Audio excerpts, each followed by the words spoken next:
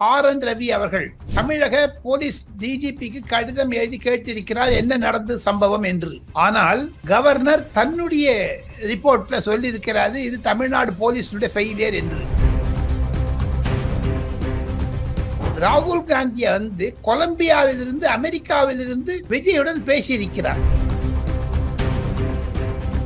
இப்ப ஆதவ அர்ஜுனாவை கண்டிப்பாக கூடிய விரைவில் கைது செய்வதற்கான நிலைப்பாடு எடுப்பார்கள். திமுக அரசியல் நகர்த்தம்.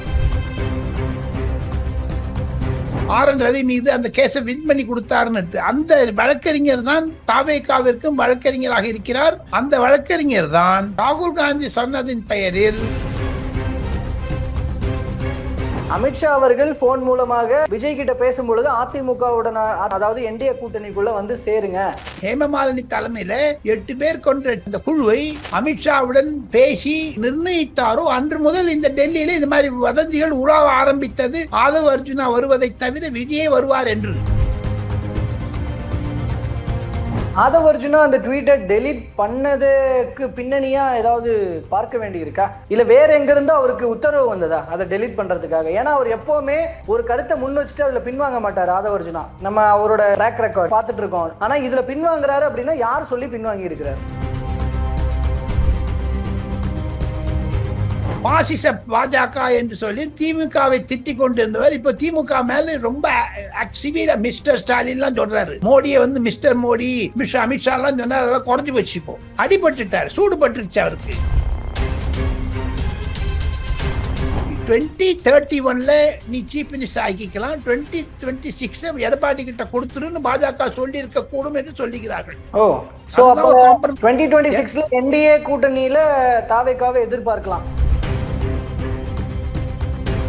திருமாவளவன் அவர்கள் சொல்வது போல சங் பரிவார்களினுடைய வலையில் விஜய் சிக்கிட்டாரு அப்படின்னு சொல்வது போல தானே இப்ப கூட்டணி என்டிஏக்குள்ள விஜய் போனாலே அப்ப அவர் சொல்றது தானே நிஜம்ன்ற மாதிரி தானே ஆகும். விசிகாவுடைய தலைவர் திருமாவளவன் அவர் எக்ஸ்போர்ட் ஆயிட்டாரு, அவ்வளவுதான். Simple as that. வேற ஒண்ணும் கிடையாது. என்ன ஒரு பாம்பின் கால் பாம்பரியும்.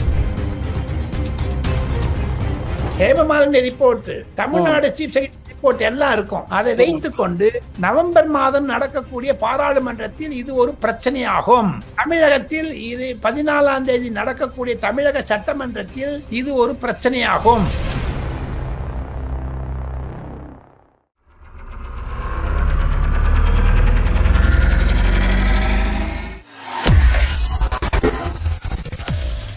வேலை வேண்டுமா?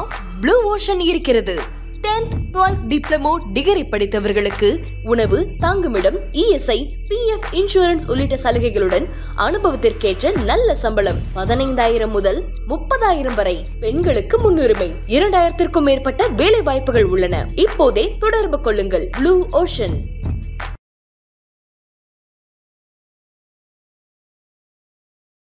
தமிழர்கள் அனைவருக்கும் அன்பு வணக்கம். இன்றைய சிறப்பு நேர்காணலில் நம்மோடு இணைந்திருப்பவர் மூத்த பத்திரிகையாளர் திரு டெல்லி ராஜகோபாலன் அவர்கள். அவரிடம் தற்போது கரூரில் நடந்த விஷயம் தொடர்பாக, சம்பவம் தொடர்பாக பல்வேறு விஷயங்களை கேட்டு பெற இருக்கிறோம். பேசலாம். வணக்கம் சார். நமஸ்காரம். நமஸ்காரம் கோபிநாத். நமஸ்காரம் சார். இப்போ கரூர்ல நடந்த அந்த டிராஜடி, அதுல 41 பேர் இறந்து போயிருக்கிறது. அதை தொடர்ந்து வீடியோ வெளியிட்டு இருக்கிற விஜய், அது தொடர்ந்து இன்னும் அந்த கட்சியினர் என்னென்ன மாதிரியான நடவடிக்கைகள் ஈடுபட்டு இருக்கிறாங்க இப்படின்னு நிறைய விஷயங்கள். டெல்லி வட்டாரம் எப்படி பார்க்கிறது இந்த சம்பவத்தை? எந்தெந்த கோணங்கள்ல என்னென்ன தகவல்கள் தெரிந்து கொள்ள இருக்கிறது? தமிழ் நேயர்களுக்கும் கோபிநாத் நேயர்களுக்கும் என்னுடைய நன்றிகள். ஆளுநர் RN ரவி அவர்கள் பல குறிப்புகளை உள்துறை அமைச்சகத்திற்கு அனுப்பி இருக்கிறார். அது உள்துறை செயலாளர் கோபி வந்திருக்குதுங்க கோபிநாத். அதை தவிர அமித்ஷாவினுடைய கவனத்திற்கு அது எடுத்து செல்லப்பட்டிருக்கிறது. இதை தவிர மத்திய அரசாங்கத்தில் இருந்து கோவிந்த் நாராயணன் என்று சொல்லக்கூடிய மத்திய உள்துறை செயலாளர் தமிழக தலைமை செயலாளர் DGPக்கு ஒரு கடிதம் போட்டார் என்று இந்த துக்க சம்பவம் நடந்ததோ கரூரில், அன்று 3 நாட்கள் டைம் கொடுத்தார்கள். அந்த ரிப்போர்ட் நேற்று வந்து விட்டது தமிழகத்தில் இருந்து. இது நடுவே தமிழக ஆளுநர் RN ரவி அவர்கள் தமிழக போலீஸ் டிஜிபிக்கு கடிதம் எழுதி கேட்டிருக்கிறார் என்ன நடந்தது சம்பவம் என்று. ஆனால் கவர்னர் தன்னுடைய ரிப்போர்ட்ல சொல்லி இருக்கிறாரு இது தமிழ்நாடு போலீஸுடைய ஃபெயிலியர் என்று. இந்த 3 ரிப்போர்ட்டையும் வைத்து பார்த்தால் 3 கிராஸ் ஆகுதுங்க, ஒண்ணுக்கு ஒண்ணு முரணா இருக்கு. இதை தவிர மத்திய அரசாங்கத்தினுடைய உளவுத்துறைகள் அவர்களும் கூட தங்களுடைய ஒரு அனுபவ அறிக்கையை, அதாவது அவங்க ஸ்பாட் ரிப்போர்ட்ஸ் அனுப்பியிருக்காங்க. இது எல்லாம் வச்சு பாத்தீங்கன்னா டெல்லியில ஒரு பொலிட்டிக்கல் சினாரியோ தெரியுதுங்க. இப்போ இதை 3 விதமாக பிரித்து பார்க்கலாம். ஒன்று எமோஷனல், அது 2-3 நாள்ல முடிஞ்சிடுச்சு. இவர் 20 லட்சம் கொடுத்தாரு, தமிழ்நாடு அரசாங்கம் 10 லட்சம் கொடுத்து, பிரைம் மினிஸ்டர் 2 லட்சம் கொடுத்தாரு, கொஞ்சம் கொஞ்சமா அது அந்த மறைஞ்சு போயிடுச்சு. இப்போ லீகல் ஆயிடுச்சு. நாளைக்கு கோர்ட்ல வரப்போகுது. நேற்று கோர்ட்டில் இருந்தது. அதிமுக நாம் தமிழ், அதாவது தாவேகா கட்சி, தமிழ் வெற்றி கழக கட்சி வழக்கறிஞர்கள் மிக சிறப்பாக வாதாடுகிறார்கள். நாளை வெள்ளிக்கிழமை இது தமிழக உயர்நீதிமன்றத்தில் வர இருக்கிறது. ஆக மொத்தம் அது லீகல், எமோஷனல், லீகல், நவ் பொலிட்டிக்கலா பார்த்து போனீங்கன்னா ஆதவ் அர்ஜுனா இங்க வந்திருக்காரு.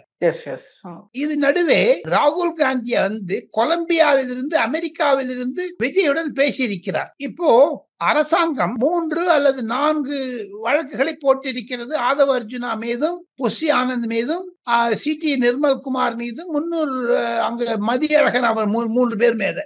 இந்த கேஸ் தனித்தனியா பிரிச்சு பார்க்கணும். நீங்க போலீஸ் துறை மிக திறமையாக செயலாண்டிருப்பதாக நினைக்கிறார்கள் தமிழக போலீசார்கள். காரணம், ஆதவ் அர்ஜுனா கேஸ் சைபர் கிரைம்ல வருது, கரூருக்கு அதுக்கு சம்பந்தம் கிடையாதுங்க. இப்ப ஆதவ் அர்ஜுனாவை கண்டிப்பாக கூடிய விரைவில் கைது செய்வதற்கான நிலைப்பாடு எடுப்பார்கள் திமுக. அரசியல் நகர்த்தம், அதற்காகத்தான் டெல்லி வந்திருக்கிறார் ஆதவ் அர்ஜுனா. டெல்லியில என்ன நடப்பதற்கான வாய்ப்புகள் இருக்கிறது? அவர் விளையாட்டு போட்டியில பங்கேற்க இருக்கிறார். பட் அங்க அமித்ஷா ஒருவர், இந்த மாதிரி தகவல்கள் எல்லாம் கேள்விப்படுறோம். இதை தாண்டி என்னென்ன விஷயங்கள் இருக்கு? அது ஒரு காங்கிரஸ் ராஜ்யசபா எம்பி ராகுல் காந்திக்கு மிக மிக நெருக்கமாக இருப்பவர், தமிழக அரசியலில் மிகவும் பகிர்ந்து கொள்ளுபவர். அவருக்கு சிறப்பு விருது கொடுத்தார்கள்.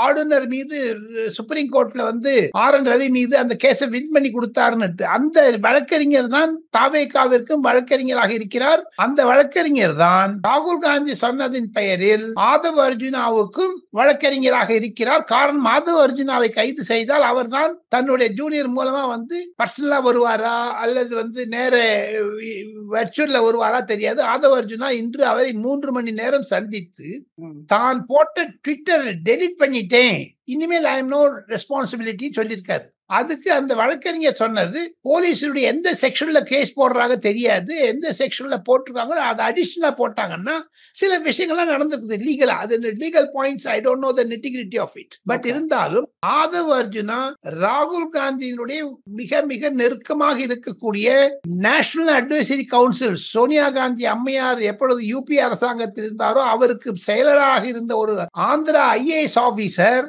இப்பொழுது ராகுல் காந்திக்கு செயலாளராக இருக்கிறார். அவரையும் ஆதவ் அர்ஜுனா சந்தித்து பேசினார் என்று நான் கேள்விப்படுகிறேன். ஆக மொத்தம் இது அரசியல். இனி வரக்கூடிய நாட்களில் ஆதவ் அர்ஜுனா என்ன மாதிரியான பிளே பண்ணுவாரு எல்லாம் வெயிட் அண்ட் வாட்ச் தான். காங்கிரசுக்கும் ஆதவ் அர்ஜுனாவிற்கும் நெருக்கம் வர ஆரம்பித்து விட்டது என்றால் திமுகவிலிருந்து காங்கிரஸ் பிரியுமா பிளக்குமா தெரியாது, பிளவுமா தெரியாது. நீங்க ஆதவ் அர்ஜுனாவுடைய டெல்லி பயணத்தை காங்கிரஸோடு தொடர்பு படுத்தி இந்த தகவல்கள் சொல்றீங்க. பட் இங்க தமிழ்நாட்டில் பேசப்பட்டு இருக்கிறது பாஜகவோடு தொடர்பு படுத்தி பேசப்பட்டுக்கிட்டு இருக்கு. இப்ப இந்த இன்சிடென்ட்டுக்கு அப்புறம் அண்ணாமலை உட்பட, நயினார் உட்பட பாஜக தலைவர்கள் எந்த ஸ்டாண்ட்ல இருக்கிறாங்க? விஜய்க்கு கொஞ்சம் சப்போர்ட் பண்ற மாதிரி ஆன ஒரு தோரணை தான் பார்க்கப்படுது. இந்த இன்சிடென்ட்டுக்கு அப்புறமா விஜய்க்கும் பாஜகவுக்கும் இடையிலான நெருக்கம் அதிகமாகி கொண்டே இருக்கிறது அப்படின்ற ஒரு விஷயத்த பேசிட்டு இருக்கிறாங்க. இந்த கோணத்துல தகவல்கள் இருக்கா? அந்த மாதிரி எனக்கு ஒன்றும் கிடைக்கலைங்க. காரணம் என்ன என்று கேட்டால், ராகுல் காந்தி பேசிய பிறகு பாஜகவுடன் எப்படி விஜயை சமர்த்திக்க சொல்ல முடியும்? அவருக்கு வந்தால் என்றால், அமித்ஷாவிடம் நெருக்கமாக இருக்கிறார் என்றால் சில விஷயங்களில் கண்டிப்பாக அமித்ஷாவுடன் பேசக்கூடிய நிலைமை இருக்கிறது. காரணம், பாஜகவினுடைய தூதுக்குழு வந்ததினால் அதற்கும் நன்றி தெரிவித்திருக்கிறார் விஜய். விஜயினுடைய another 15 days அவருடைய கேம்பெயின் ஸ்டாப் பண்ணியிருக்காரு.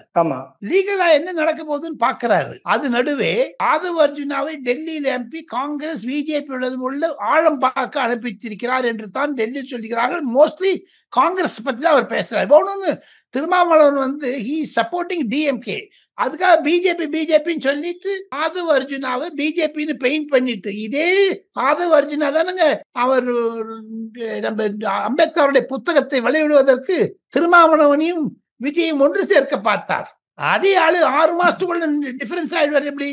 ஆனா இந்த தகவல் ரொம்ப அதிகமாக பேசப்பட்டது தினமலர்ல ஒரு நியூஸ் வந்ததுக்கு அப்புறம் தான். அமித்ஷா அவர்கள் போன் மூலமாக விஜய் கிட்ட பேசும்பொழுது அதிமுகவுடன், அதாவது என்டிஏ கூட்டணிக்குள்ள சேருங்க அப்படிங்கிற மாதிரியான அறிவுறுத்தல்களை கொடுத்தாரு. இந்த மாதிரியான தகவல்கள் உள்ளடங்கிய செய்தி வெளியானதுக்கு அப்புறம் தான் இந்த பேச்சுக்கள் இன்னும் அதிகமாச்சு.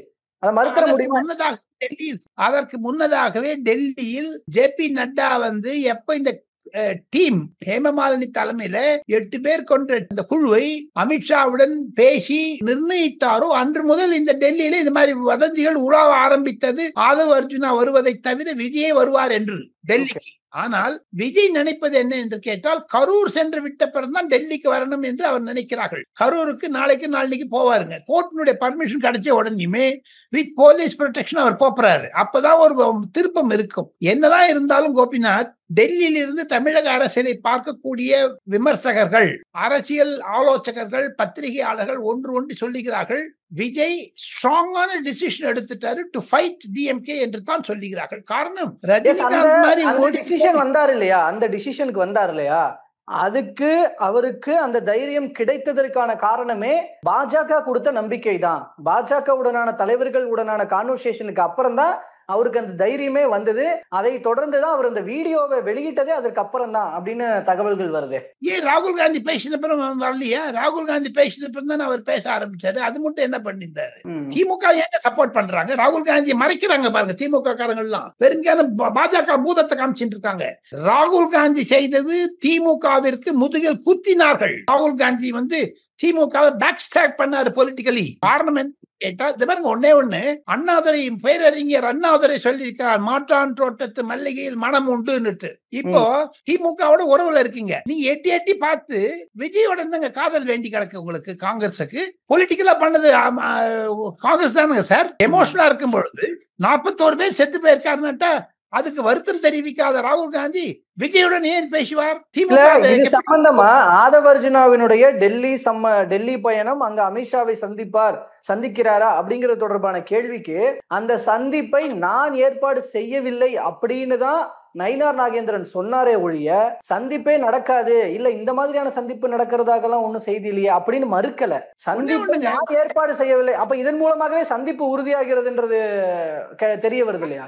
பாருங்க, இது இந்த மினிட் நம்ம 2 பேரும் October 2nd Thursday 5:55 PM recording. இது வரைக்கும் அவன் சந்தித்ததாக எனக்கு தகவல் இல்லைங்க. ஒண்ணு, இனிமேல் சந்திக்கிறாரோ இல்லையா தெரியாது. ஆதவ் அர்ஜுனா சந்திக்க வேண்டும் என்றால் பாஜகவினுடைய தயவோ அண்ணாமலையினுடைய ஆதரவோ நயினார் நாகேந்திரனுடைய ரெக்கமெண்டேஷனோ தேவை கிடையாது. நேரா அவர் பேசலாம், நோ ப்ராப்ளம். அமித்ஷா வந்து மத்திய உள்துறை அமைச்சர். he is going to protect 140 crore Indians, not like Stalin கள்ளக்குறிச்சிக்கு போகாத, வேந்தன் வயலுக்கு போகாத இருந்த கிடையாது. அமித்ஷா மணிப்பூர் போயிட்டு வந்தார், என்னைக்கு கவலை நடந்ததோ. சோ ஆக மொத்தம் ஆதவ் அர்ஜுனா செய்வது அரசியல். டெல்லியில தன்னுடைய அரஸ்ட பாதுகாக்கணும், அதாவது ஆன்டிசிபேட்டரி பெயில் எடுக்கலாமான்னு அதுல ஒன்னு சொல்லியிருக்காரு. எனக்கு தெரிந்த வழக்கறிஞர்களிடையே அவர் பேசிய பொழுது அந்த காங்கிரஸ் வழக்கறிஞர் சொல்லி இருக்கிறாரு, நீங்க இந்த ட்வீட்டை டெலிட் பண்ணிட்டதுனால you distance from your own opinion, அதுதான் நம்மளுக்கு நல்ல சாதகம். அதான் தமிழ்நாடு போலீஸும் பயந்துட்டு இருந்தவங்களை அரெஸ்ட் பண்ணதுக்கு காரணம் என்னன்னு கேட்டீங்கன்னா, இதே ஜென்சியை பத்தி ராகுல் காந்தி ஒரு ட்வீட் போட்டிருக்காரு. அப்போ மு.க. ஸ்டாலினோட நிலைப்பு என்ன? ஆதவ் அர்ஜுனா கைது செய்யப்பட்டா ராகுல் காந்தி கைது செய்யணுமோ இல்லையா? அந்த ஒரு சிக்கல்ல மாட்டி எடுத்து தமிழ்நாடு போலீஸ் அந்த கொக்கி போட்டு விட்டாங்க. அதுல ஆதவ் அர்ஜுனா அந்த ட்வீட்டை டெலிட் பண்ணதுக்கு பின்னணியா ஏதாவது பார்க்க வேண்டி இருக்கா? விஜய் கண்டிச்சிருக்கலாம் அப்படிலாம் போடாதீங்க அப்படின்னு, இல்ல வேற எங்க இருந்தோ அவருக்கு உத்தரவு வந்ததா அதை டெலிட் பண்றதுக்காக? ஏன்னா அவர் எப்பவுமே ஒரு கருத்தை முன் வச்சுட்டு அதுல பின்வாங்க மாட்டாரு ஆதவ் அர்ஜுனா. நம்ம அவரோட ட்ராக் ரெக்கார்ட் பார்த்துட்டு இருக்கோம். ஆனா இதுல பின்வாங்குறாரு அப்படின்னா யார் சொல்லி பின்வாங்கி இருக்கிறார்? பின்வாங்குறாருன்னு சொல்ல முடியாதுங்க. ஒரு லீகல் ஆக்ஷனுக்கு இப்ப பாருங்க, ஒரு புது கான்ட்ரோவர்சி உண்டாக்கி டிஎம்கே கவர்மெண்ட்டுக்கும் தமிழ்நாடு போலீஸுக்கும் he handle to that இல்லையா? அவர் தன்னை சிக்கி கொண்டு விட்டார், அந்த டிராப்ல மாட்டின்னு விட்டாரு. ஆக மொத்தம் அவர் டெலிட் பண்ணிட்டாரு. ஆதவ் அர்ஜுனா வந்து நீங்க சொல்றீங்க கரெக்ட், யாரும் இல்ல ஒருவேளை ராகுல் காந்தி சொல்லிருக்கலாம்ல டெலிட் பண்ணிட்டு, ஏன் அமித்ஷா சொல்றீங்க? இப்ப ராகுல் காந்தியோட டெலிட் பண்ண இப்ப மு.க. ஸ்டாலினுக்கு நிலைமை என்ன? ராகுல் காந்தி கை சேருவாரா? அவர் சொல்லிருக்காரு இசட்சி. இது ஒரு தர்ம சங்கடம். நீங்க எப்படி பண்ணாலும் ஒரு முட்டுங்க, இங்க வந்துட்டு பெருமனையில முட்டிடுது அப்படியே. So in nutshell Aadhav Arjuna Delhi வருவதும், கூடிய விரைவில் கரூர் சென்று பிறகு 10 நாள் 15 நாளுக்குள்ள விஜய் டெல்லி வருவதும் ஊர்ஜிதப்படுத்தப்பட்டு விட்டது. விஜய் பல நிலவரங்களை பரிசீலித்து ஒரு முடிவுக்கு வருவார். அதை தவிர விஜய்க்கு முக்கியமான தேவைப்பட்டது பாருங்க, ஒண்ணு சொல்றேன் கோபிநாத், நம்ம ஒரு 40 வருஷம் இந்த தமிழ்நாடு அரசியல், அகில இந்திய அரசியலை பார்த்ததுனால சொல்றேன். நீங்க கரூர்ல ஒரு டர்னிங் பாயிண்ட் தமிழ்நாடு பாலிடிக்ஸ். 2 அரசாங்கத்தையும் திட்டிக் கொண்டிருந்த விஜய் பாசிச பாஜக என்று சொல்லி திமுகவை திட்டிக் கொண்டிருந்தவர். இப்ப திமுக மேல ரொம்ப சிவியரா மிஸ்டர் ஸ்டாலின் எல்லாம் சொல்றாரு. மோடியை மிஸ்டர் மோடி, மிஸ்டர் அமித்ஷா எல்லாம் சொன்னா அதெல்லாம் குறைஞ்சு வச்சு இப்போ அடிபட்டுட்டார், சூடு பட்டுருச்சு அவருக்கு. Now he is a tamed person. Now he is a very mellowed person. அதனால 2 விரோதிகளை வைத்துக் கொள்ள மாட்டார். ஒரு விரோதியை கையில வச்சுக்கணும், ஒரு விரோதிக்கு எனிமீஸ் மை ஃப்ரெண்ட் சென்டரோட கை வச்சுட்டாதான் அவர் அரசியல் நடத்த முடியும். ஆனால் இந்த ராகுல் காந்தி போன் வந்தப்போ கன்ஃபியூஷன் ஆயிட்டார் அவர்.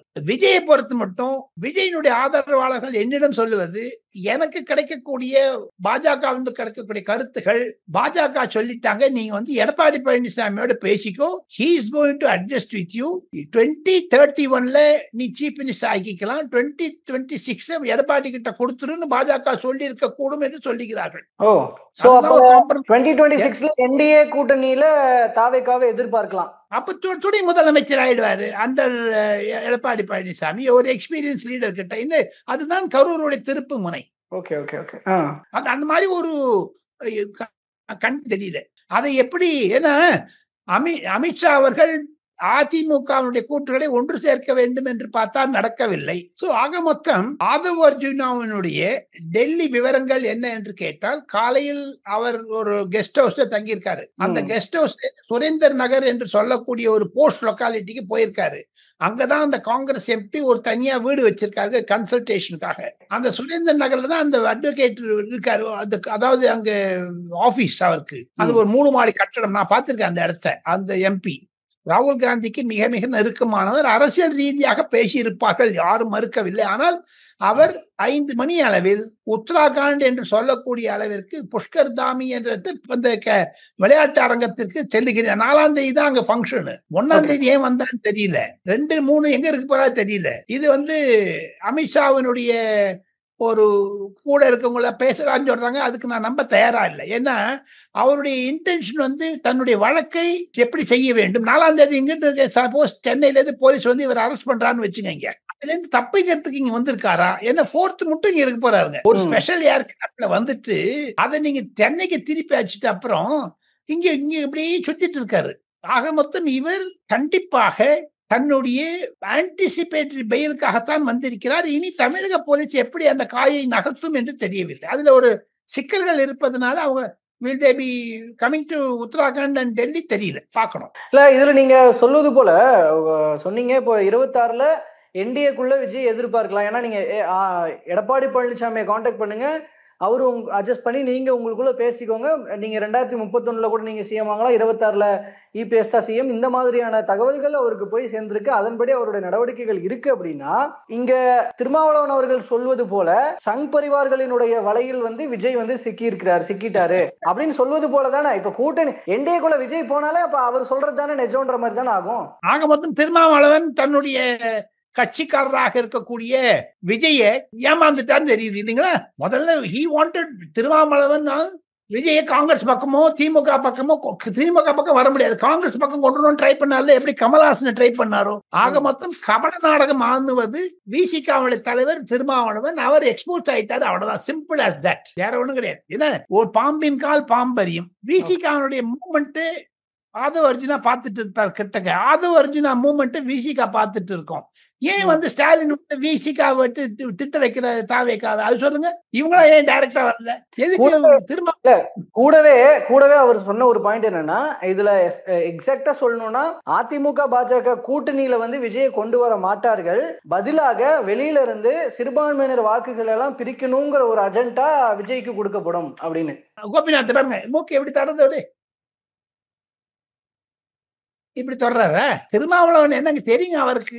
அவங்களும் எப்படி எடப்பாடி பழனிசாமி சொன்னாரோ, திருமாவளவன்லாம் 2026க்கு அப்புறம் கட்சி என்ன பண்ணுவாங்களோ தெரியாது. அந்த மாதிரி வேலை கொண்டு போய் விட்டுருவாங்க. ஏன்னா தமிழகத்தில் பொதுமக்களிடையே வாக்காளர்களிடையே கள்ளச்சாராயம், போதைப் பொருள், நிலக்கடத்தல், பெண் கற்பழித்தல், லாண்ட் ஆர்டர், இத்தனை சிச்சுவேஷன் இருக்கும்போது ஒரு கரூர் வந்து எல்லாத்தையுமே பேலன்ஸ் பண்ண முடியுமாங்க சார்?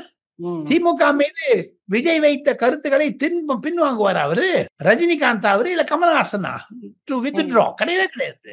அவருடைய வீடியோ மூலம் பாத்தீங்கன்னா போராடதான் வந்திருக்காரு. கண்டிப்பாக எம்பி ஹேமமாலினி அவர்கள் தலைமையிலான இப்ப குழு வந்து பாஜக அனுப்பி வச்சு இப்போ அவங்க இங்க வந்து ஒரு ஆய்வு பண்ணியிருக்கிறாங்க. அதன் மூலமாக இப்ப வந்தவங்களும் கூட முதல் பாயிண்டாகவே இவ்வளவு பெரிய கூட்டத்துக்கு இந்த இடம் கொடுத்திருக்க கூடாது அப்படிங்கிற ஒரு பாயிண்ட்டுக்கு வந்தாங்க அப்படிங்கிற தகவல்களை நம்ம பார்த்தோம், செய்திகள் பார்க்கிறோம்.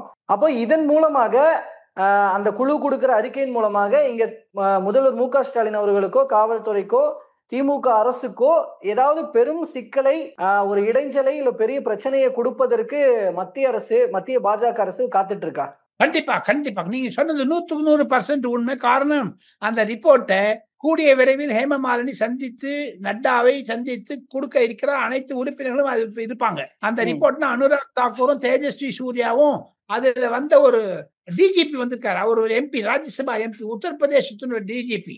அவரும் அந்த ரிப்போர்ட் எழுதிட்டு இருக்காங்க. எழுதும் பொழுது சாராம்சம் என்னன்னா, கண்டிப்பாக திராவிட முன்னேற்ற கழகத்தின் மீது இருக்கும் அந்த ரிப்போர்ட்டை வச்சிருந்து நட்டா வந்து அந்த ரிப்போர்ட்டை என்க்ளோஸ் பண்ணி அமித்ஷாக்கு லெட்டர் எழுத போறாரு. ஆக மொத்தம் அமித்ஷாவுடைய டேபிள்ல governor report, Hema Malini report, Tamil Nadu chief secretary report எல்லாம் இருக்கும். அதை வைத்துக் கொண்டு நவம்பர் மாதம் நடக்கக்கூடிய பாராளுமன்றத்தில் இது ஒரு பிரச்சனையாகும். தமிழகத்தில் இது 14ஆம் தேதி நடக்கக்கூடிய தமிழக சட்டமன்றத்தில் இது ஒரு பிரச்சனையாகும். தமிழக பாஜக தலைவர் நயினார் நாகேந்திரன் அந்த ரிப்போர்ட்டை தமிழகத்தில் படிப்பார். எடப்பாடி பழனிசாமி கவன ஈர்ப்பு தீர்மானம் கொண்டு வருவார். அதை ஐயா அப்பாவு அவர்கள், சபாநாயகர் என்று சொல்லக்கூடிய அப்பாவு அவர்கள் நிராகரிப்பார். எல்லாரும் கூண்டோட தூக்கி வெளில போட்டுருவாங்க. மு க ஸ்டாலின் வாழ்கன்னு எல்லாரும் திமுக காரெல்லாம் கத்துவாங்க. முடிஞ்சு வச்சுக்காத கரூருடைய சகாப்தம். ஆனால் விஜய் அங்க லோக்சபாலையோ இல்ல அசம்பிளிலயோ ரெப்ரசன்டேஷன் இல்லாதவங்களுக்கு சப்போர்ட் பண்ண வரக்கூடிய 3 கட்சிகள், பாட்டாளி மக்கள் கட்சி, பாஜக, அதிமுக 3 தான். அதுதான் ஃபார்மேஷன் ஆகும் 2026க்கு பார்த்துட்டே இருங்க. சோ இதுல அந்த அளவுக்கு சிவியரா அந்த ஆக்ஷன்ஸ் எதிர்பார்க்கலாம். கண்டிப்பா கண்டிப்பா. இல்லாம நட்டா வந்து அவ்வளவு பண்ணிட்டு 8 எம்பி வந்திருக்காங்க சார். 1 பேர் இல்ல 2 பேர் இல்ல. மணிப்பூர்ங்கிறாங்களே, மணிப்பூருக்கு கனிமொழி எங்க போனாங்க? அப்படி இந்த மாதிரியான குழு வந்து மணிப்பூருக்கு போனாங்களா, குஜராத்ல பிரிட்ஜ் இடிஞ்சதுக்கு போனாங்களா அப்படின்லாம் செந்தில் பாலாஜி கேள்வி எழுப்புறாருல. நியாயமான ஒரு கேள்வி தானே. அப்புறம் கண்டிப்பாக அவர் கேட்பது நியாயம். ஆனால் அதே குழு தமிழகத்தில் இருந்து கண்டிப்பாக கனிமொழி மணிப்பூர் சென்று வந்து விட்டாரு. அப்ப அதுக்கு என்ன செந்தில் பாலாஜி பதில் சொல்ல போறாரு? அந்த இந்திய அலையன்ஸ்ல போனாங்களா இல்லையா? அதை தவிர திமுக வந்து இண்டி கூட்டணியில இருக்குது, விசிகா இண்டி கூட்டணியில இருக்குது. எதுவோ ஒரு அவசர கோலம் அள்ளி தெரிச்ச மாதிரி திருவிகா நம்ம விசிகாவுடைய தலைவர் திருமாவளவன் வந்து இண்டி கூட்டணியினுடைய டெலிகேஷன் வரணுங்கிறாரு. அப்ப திமுக மேல நோ கான்பிடன்ஸ் மோஷனா என்னங்க? இதே திருமாவளவன், இதே டிஆர் பாலு, இதே கனிமொழி பிரேமதாசாவிடம் 2 லட்சம் தமிழர்களை படுகொலை செய்த ஜெனசைட் செய்த அந்த இடத்துக்கு போயிட்டு வந்தாங்க. அந்த தூத்துக்குடிக்கு யார் அனுப்பிச்சாங்க? எதுக்கு போய் சந்திச்சாங்க? இப்ப நீங்க திமுக அரசின் மீது நீங்க பாயிண்ட் அவுட் பண்ணணும்னு நினைக்கிறீங்க. இப்ப இது இத்தனை குறைபாடுகள்னு பாயிண்ட் அவுட் பண்ணணும்னு நினைக்கிறீங்கன்னா, ஆனா அங்க அரசு அமுதா ஐஏஎஸ் உட்பட அந்த அதிகாரிகளாக இருக்கட்டும், செந்தில் பாலாஜியாக இருக்கட்டும், இங்க ப்ராப்பர் எக்ஸ்பிளனேஷன் கொடுத்துருக்காங்கல்ல. இங்க கவர்மெண்ட் என்ன மாதிரியான ஆக்ஷன்ஸ் எடுத்துச்சு, போலீஸ் எப்படி செயல்பட்டாங்க, இங்க அரசு தரப்புல எந்த ஒரு தவறும் இல்லை அப்படின்னு சொல்லி பாயிண்ட் பை பாயிண்டா வீடியோ ஆதாரங்களோட பேசியிருக்கிறாங்கல்ல. அப்போ இது அதெல்லாம் எடுபடாம போயிடுமா என்ன? உண்மை எடுபடும். யாருமே எடுபடாது. அதையெல்லாம் சிபிஐ தடுப்பதற்காக பொதுமக்கள் ஜன கருத்தை உருவாக்குவதற்குத்தான் செந்தில் பாலாஜி அது மாதிரியான ஒரு நிருபர் நாடகம் நடத்தினார். காரணம், சிபிஐ வந்தா அவர் வந்து குற்றவாளி ஆயிடுவாரோ என்ற பயம். ஆனால் தமிழ் வெற்றி கழகத்தினுடைய வழக்கறிஞர்கள் அமுதா செய்தியதையும், அப்புறம் எடப்பாடி பழனிசாமி வந்து பேசினார் பாருங்க, ஐஏஎஸ் ஆபீசர் விட்டு ஏன் பேச வைக்கிறீங்க, டிஜிபி விட்டு, அதெல்லாம் நேர கோர்ட்ல சொல்ல வேண்டியது தானே சார்? ஏங்க பொதுமக்கள் சொல்றாங்க? பொதுமக்கள்கிட்ட எதுக்காக சொல்லணும்? இப்ப வந்து தேஜஸ்வி சொல்றாரு, திரு கரூர் கலெக்டருக்கும் கரூர் எஸ்பிக்கு மேல நான் வந்து ஒரு பிரிவிலேஜ் மோஷன் கொண்டு போறேன் பார்லிமெண்ட்லன்னுட்டு. அது உடனே செந்தில் பாலாஜி சொல்றாரு, அந்த ஒன் உமன் கமிஷன் வந்து இந்த 8 பேரையும் சம்மன் பண்ணுமா? அப்ப கேசி வேணுகோபாலையும் பண்ணுவாங்களே. ஹேமமாலினி உள்பட சம்மன் பண்ணாங்கன்னா அங்க வந்துட்டு போன எல்லா டெலிகேஷன் சம்மன் பண்ணுவாங்களா? என்னங்க பேசுறாங்க? ஆக மொத்தம் சிபிஐ வரக்கூடாது என்பது தமிழக முதலமைச்சர் மு.க. ஸ்டாலினுடைய எண்ணமாக இருக்கலாம். அதைத்தான் பிரதிபலிக்கிறார் செந்தில் பாலாஜி. அதைத்தான் மறைமுகமாக அரசியல் ரீதியாக திருமாவளவன் பிரதிபலிக்கிறார். எப்படி இருந்தாலும் வெள்ளிக்கிழமை மദ്രാஸ் ஹைகோர்ட்டினுடைய டிசிஷன் என்ன இருக்கும், வெயிட் அண்ட் வாட்ச், அவ்வளவுதான். சிபிஐக்கு ஏன் திமுக அரசு பயப்பட போகுது? அவங்கதான் இவ்வளவு ஆதாரங்கள் வச்சிருக்கிறாங்க, நாங்க எங்க பக்கம் சரியாக செயல்பட்டு இருக்கிறோம்னு சொல்றாங்க. ஏன் திமுக அரசு பயப்பட போகுது சிபிஐக்கு? ஏன்னா இப்போ ஒரு அரெஸ்ட் வந்துட்டு அவர் பாஸ்போர்ட் வாங்கி வச்சுப்பாங்க, மொபைல பார்ப்பாங்க. இப்போ வந்து செந்தில் பாலாஜி எந்த மொபைல்ல பேச ஏற்கனவே ஒரு வருஷம் ஜெயில இருந்துட்டு வந்திருக்காரு. அவரை திருப்பி போடணும்னு நினைப்பாங்களே திமுக? ஏன்னா தேர்தல் வர நாட்களில் இதெல்லாம் தேர்தல் சமயத்தில் ஒரு முத்சிப்பு பண்ற மாதிரி தானே பிஜேபியும் பண்ணுது, திமுகவும் பண்ணுது, காங்கிரஸும் பண்ணுது. Because 2026 in another 6 months you have elections. அதனால தான் பெருசாயிட்டு வருது என்ற கூற்றும் இருக்கிறது கோபிநாத். ஓகேங்க சார். ஸோ பொறுத்திருந்து பார்க்கலாம். இதுல தொடர்ந்து அடுத்த கட்டமா என்னென்ன நடக்குது அப்படிங்கறத தொடர்ந்து பேசலாம். டெல்லி முறையாக இருக்கும் தமிழக அரசியலில் கரூர் மற்றும் டெல்லி. இப்ப கரூர்ல இருந்து ஷிஃப்ட் ஆயிடுச்சுங்க, எல்லா போக்கஸும் டெல்லிக்கு கோபிநாத். ஓகே. ஸோ நீங்க சொல்வது போல அந்த திருப்பு முனையாக இருக்கிற அந்த சம்பவம் குறித்து அடுத்தடுத்த அப்டேட்ஸ் வரும்போது பேசலாம் சார். தற்போது வரைக்கும் பல்வேறு தகவல்களை பகிர்ந்து கொண்டமைக்கு நன்றி. தேங்க்யூ. நன்றி.